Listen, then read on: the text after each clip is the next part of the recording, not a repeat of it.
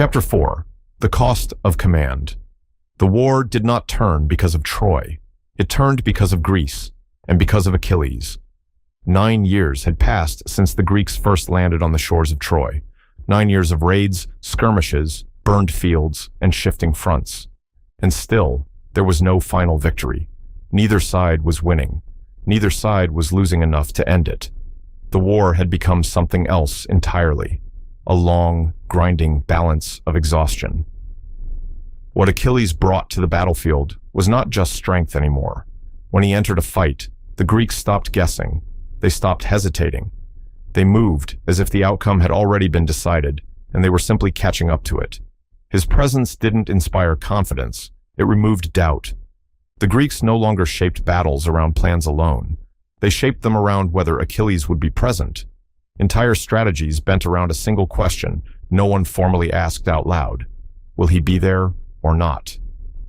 And slowly, without agreement or instruction, the war began to orbit him. When Achilles fought, the Greeks advanced. When he did not, everything became uncertain.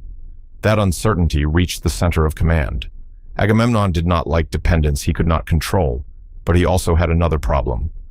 Earlier, he had been forced to return Chryseis, a captive he had taken as spoils of war, back to her father after Apollo sent plague upon the Greek camp. It was not a voluntary gesture. It was a correction demanded by survival.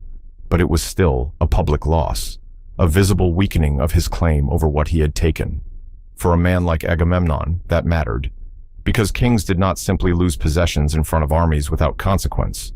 So when another distribution of spoils came after a coastal raid, he made a decision that was not just personal. It was compensatory. He took Briseis, not because she mattered most, but because Achilles did, and because anything Achilles could lose without expecting it was a point of control that could be taken. It was not only an assertion of authority, it was a restoration of status.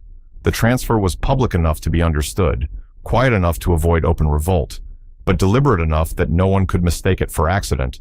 This was not distribution, it was correction, and beneath that, it was replacement.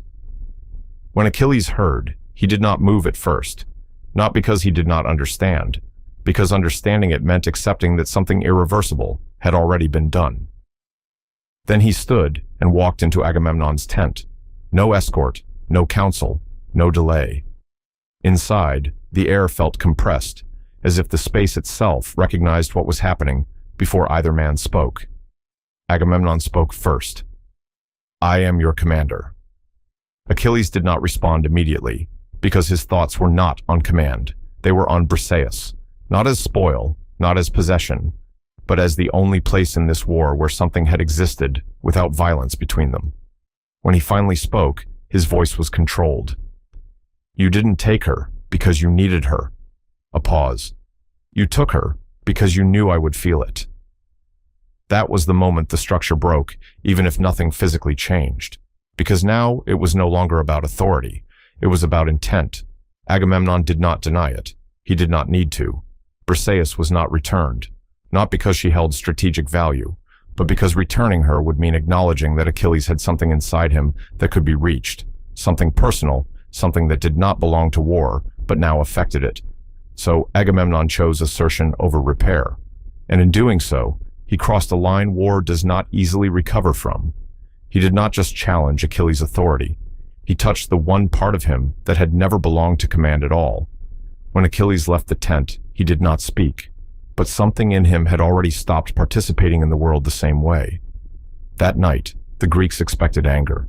They expected confrontation. They expected pride to turn into action. Instead, they got absence. Achilles did not return to council.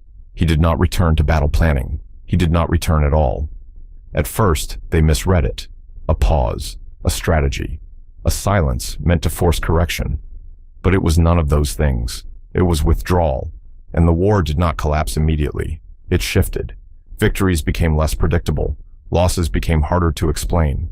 Commanders began to realize they were no longer shaping outcomes. They were absorbing instability.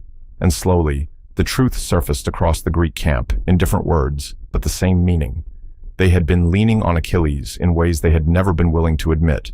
Not just his strength, but his presence, his consistency. his willingness to remain inside something that now felt hollow without him. And now that willingness had been taken from him. Far from the camp, Achilles stood alone, not as a commander, not as a warrior, but as a man who had finally stepped outside something that no longer recognized him.